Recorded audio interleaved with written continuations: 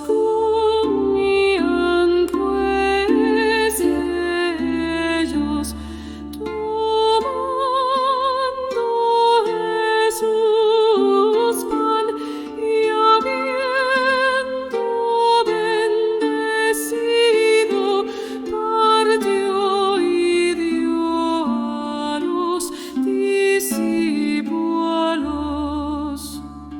diciendo: Tomad, comed, este es el cuerpo mío.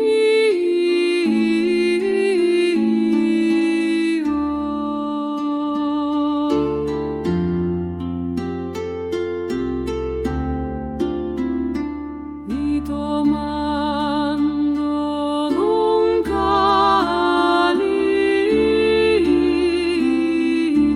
y habiendo dado gracias,